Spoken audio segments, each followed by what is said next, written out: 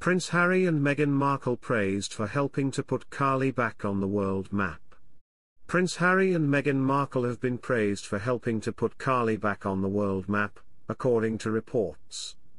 Cali, Colombia was previously known as the cartel capital and off-limits for mainstream tourists.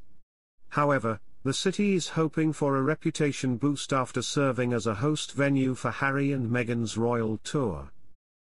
Hundreds of police officers and soldiers lined the streets as part of a huge security operation to guard the Sussexes, who arrived in the city on Sunday for the final leg of their 4-day journey around Colombia.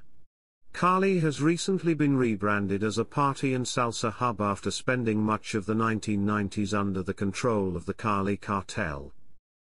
Welcome to Royal Pancakes. If you are new here, please don't forget to subscribe and click the notification bell, so you don't miss any news about the British monarchy.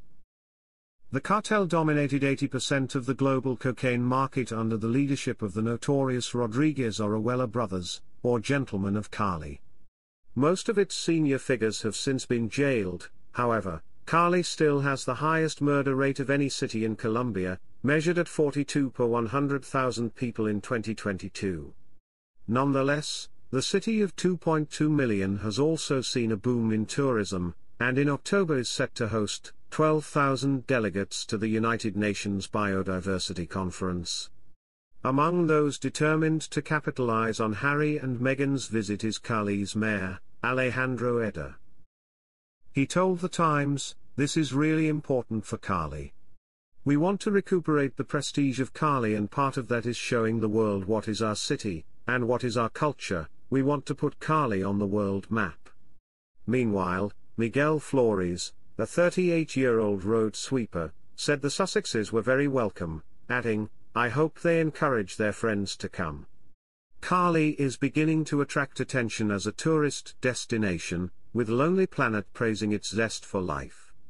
The Sussexes began their visit to Cali by attending an Afro Women and Power Forum at the Enrique Buenaventura Municipal Theatre, with Meghan referring to Colombia's Vice President Francia Marquez as mi amiga, my friend.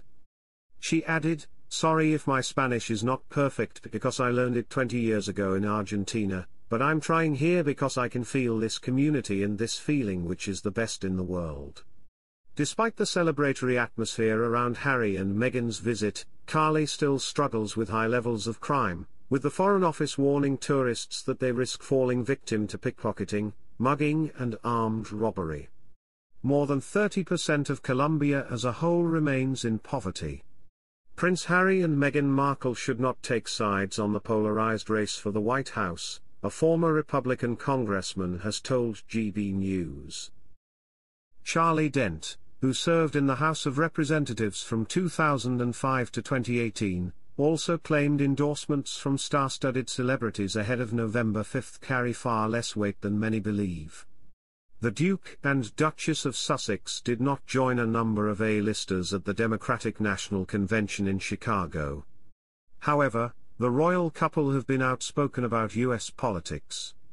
Meghan was even tipped to launch her own bid for political office after urging Americans to vote on the issue of women's reproductive rights in the 2022 midterm elections.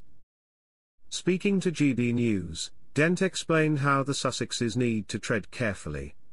He said, "I really don't think most Americans sit up at night worrying what Prince Harry and Meghan Markle have to say about American politics, or British politics for that matter. I know over in the UK that the royals are meant to stay out of politics. They do that sometimes successfully, I guess, sometimes not. Queen Elizabeth was pretty careful, but Charles dabbled in it a bit more than some would like. In terms of Meghan and Harry, I don't think there are many Americans who are particularly concerned about their political opinions. Politicians in the United States believe endorsements matter. I tend to think they don't matter that much, they really don't. In fact, in some cases, they have the opposite effect, they drive people away and maybe even hurt the branding of the person doing the endorsing.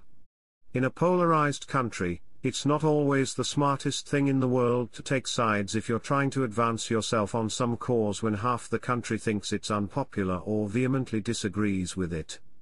Dent, who is now playing his part in the Our Republican Legacy group hoping to steer the grand old party away from MAGA Trumpism, also claimed businesses can avoid a backlash or boycott by keeping quiet. In direct advice to Meghan and Harry, the 64-year-old added, "My advice to Prince Harry and Meghan Markle would be, I'd be somewhat circumspect.